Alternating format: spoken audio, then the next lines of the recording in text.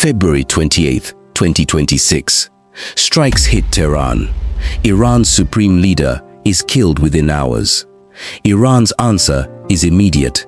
It shuts the Strait of Hormuz to the entire world. Mines drop into the water. Warships start boarding tankers. Within weeks, over 100 ships sit stranded outside the strait. 12 seafarers are dead or missing. Insurers pull their coverage. Shipping giants suspend their routes entirely. Oil markets panic first, and rightly so. A fifth of the planet's crude runs through that single channel. But 3,000 kilometers away, in fields nobody is filming, something far bigger is quietly breaking apart. Not fuel, food, or more precisely, the invisible chemicals that make growing food possible at all. Within weeks, fertilizer prices smash past $700 a ton. Farmers from Brazil to Nigeria simply can't afford to plant. The United Nations warns that global hunger could climb toward 363 million people before the year is out. Nobody declared this war on purpose, but it just exposed who really controls what the entire world eats. Not presidents, not armies. 3 countries sitting quietly on 3 chemicals almost nobody ever thinks about. It starts small, a bag of fertilizer on a single farm, then a shipment, then a national supply chain, then, quietly, an entire country's harvest, then a region's food prices, then the stability of governments that depend on both. A chemical becomes a company becomes a state strategy becomes global leverage nobody voted for. One of them isn't even a major military power, but it holds something no war can ever replace. Its name is Morocco. Beneath the desert, near a mining town called Khouribga, sits the largest phosphate deposit on Earth. Nearly 70% of the planet's known phosphate reserves. One kingdom, almost the entire global supply. Phosphorus is one of 3 nutrients every crop on Earth needs to grow. There is no substitute for it.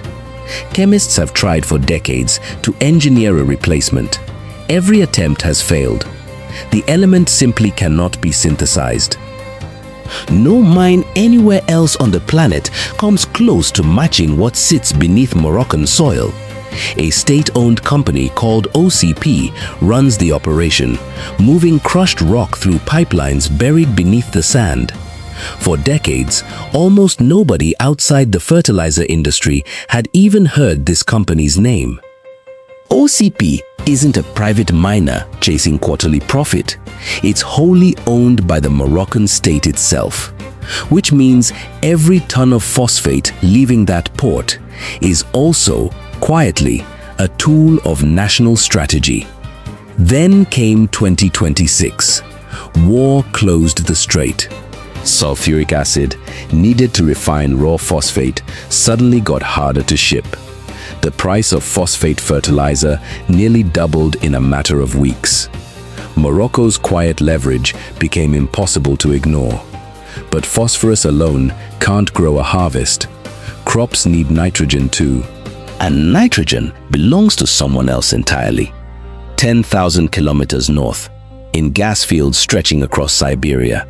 The second country has been waiting for this moment. Russia turns cheap natural gas into ammonia, and ammonia into the nitrogen fertilizer feeding much of the planet's grain. Add Belarus, its closest ally, and the two together control close to 40% of the world's potash exports too. Nitrogen, phosphorus, potassium. The 3 letters stamped on every fertilizer bag on Earth. 2 countries cornering 2 of them. This isn't the first time Russia has held this card. In 2022, it blockaded Ukrainian grain and shook the world. Back then, the 2 countries together supplied nearly a third of the planet's wheat. Prices spiked within days. That crisis ended in a fragile deal. This one, in 2026, has no deal in sight at all. In March, as the Hormuz War escalated, Moscow quietly suspended its own fertilizer exports to the outside world, officially to protect Russian farmers ahead of spring planting. Unofficially, it tightened a valve the entire world depends on. Brazil, the planet's soybean giant, sources roughly a third of its fertilizer from Russia and almost all of its potash. Its own agriculture ministry called the outlook for the next harvest an extremely high risk. Planting costs surged overnight. Nigeria and Ghana rushed to pre-buy Russian shipments months in advance, terrified of being left with empty warehouses. There's a second layer to Russia's grip that most viewers never hear about. Its ally Belarus supplies a huge share of the world's potash. Belarus has been under Western sanctions for years already, ever since its 2021 crackdown rerouted a passenger jet to arrest a journalist. Those sanctions didn't shrink Belarus's potash trade, they just pushed more of it through Russian-aligned routes instead. This is the part nobody says out loud on the evening news. Food security now quietly runs through an export office in Moscow. But there is a third country, and it doesn't just supply fertilizer. It also decides how much the rest of the world gets to have. China produces more phosphate than any other nation on Earth, despite holding far smaller reserves than Morocco does. It is also the world's largest producer of urea, the nitrogen fertilizer feeding rice, wheat, and corn across Asia and Africa. Behind this lies an old fear. China's leaders remember famine within living memory, and they have never forgotten the lesson. Feed our own people first, always, whatever the cost to everyone else waiting outside the border. So whenever its own farmers need supply first, China simply turns the exports off. No warning, no negotiation. It has done this again and again since 2021. In March 2026, as the war disrupted shipping, it did it once more. Global urea prices jumped by double digits within days. India appealed directly to Beijing for an emergency export quota. The Philippines wasn't even sure it would receive supply at all. Chinese officials wouldn't confirm one way or the other. And it isn't only supply. China is also the planet's largest food importer, buying up harvests before they're even grown. Its demand alone reshapes farmland across South America, deciding what gets planted long before a single seed goes in the ground. 3 countries. One holds the rock, one holds the gas, one holds the factories, the demand, and the export switch. None of them invaded anyone. None of them fired a single shot at a farm. They simply, quietly controlled the one input every farmer on the planet needs to grow anything at all.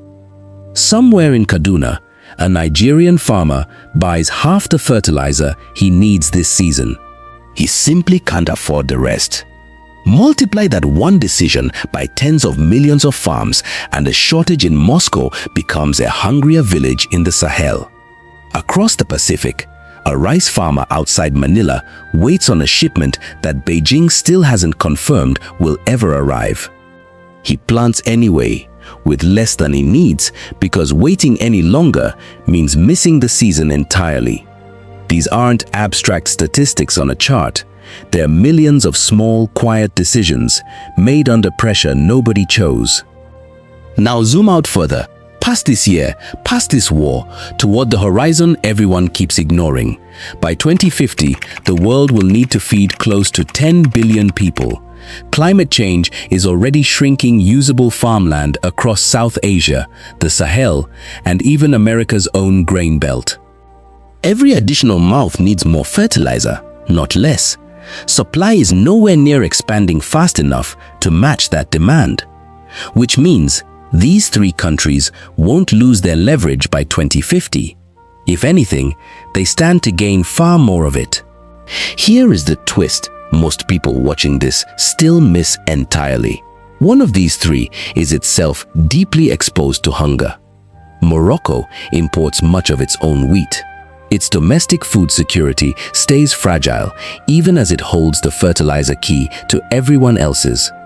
The very reserves that give it global power sit partly inside Western Sahara, a territory disputed for 50 years now. Spain withdrew in 1975. Morocco moved in soon after. The United Nations has never fully resolved who actually owns it. A resource this valuable, sitting on land this contested, was never going to stay out of the headlines forever. In 2025, the United States quietly removed tariffs on Moroccan phosphate fertilizer through a presidential executive order. Washington, it turned out, needed the rock too badly to keep fighting over the price of it. That single decision reshaped alliances across North Africa almost without anyone outside the industry ever noticing it happen. This is what real power looks like now, in 2026. Not tanks rolling across borders, not flags waved on television. It looks like rock, gas, and quiet export paperwork, signed in 3 separate capitals, thousands of miles apart. The war in Iran will end eventually. The Strait of Hormuz will reopen, one way or another, sooner or later. But the questions this crisis dragged into the light will not simply close along with it. Who gets fertilizer first when supply runs short? Who gets priced out entirely? Who goes hungry quietly, far from any camera? 3 countries are already answering that question, whether the rest of the world has noticed yet or not. By 2050, the real map of global power may not be drawn in armies or oil fields at all. It may be drawn instead in phosphate mines, Siberian gas fields, and export quotas signed in quiet government offices. The next fight for control of the planet may already be underway right now, this year, quietly, without a single headline calling it what it is. Nobody is calling it a war. They are calling it fertilizer policy, and almost nobody is watching. Somewhere off the coast of Oman, right now, 100 tankers still sit anchored, waiting for a strait to reopen. Nobody on those ships is thinking about phosphate rock or gas fields or export quotas.